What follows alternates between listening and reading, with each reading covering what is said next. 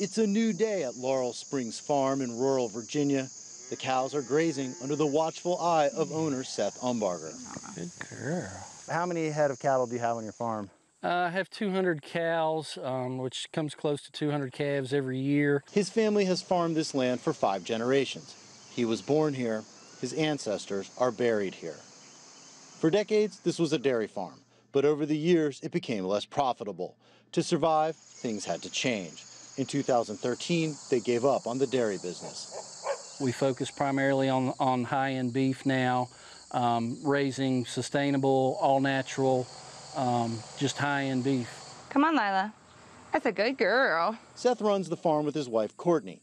Their beef is served in local restaurants and sold at the Whole Foods grocery chain and at nearby farmers markets. We sell beef, our beef, and jerky. But to really succeed, they need new markets. This is a classic American steak, Yes. right? This is what people in America love to eat when they eat beef. Absolutely. And you think people in China might like this too? Yes. A mad cow outbreak in the U.S. in 2003 led to China halting beef imports. In the summer of 2017, the Chinese market was once again open to American beef. U.S. beef must now meet stringent safety requirements.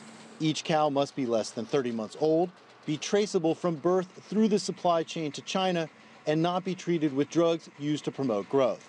The Umbargers saw an opportunity.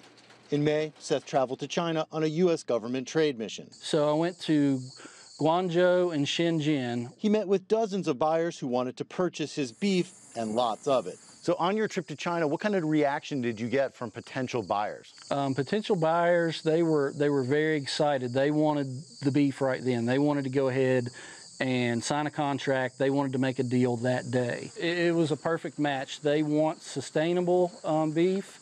They want traceable beef, which is kind of what we specialize in. They want all natural, which is the no added growth hormones, no use of antibiotics ever. That is exactly what they want. Seth used WeChat to stay in touch with his new friends and potential buyers.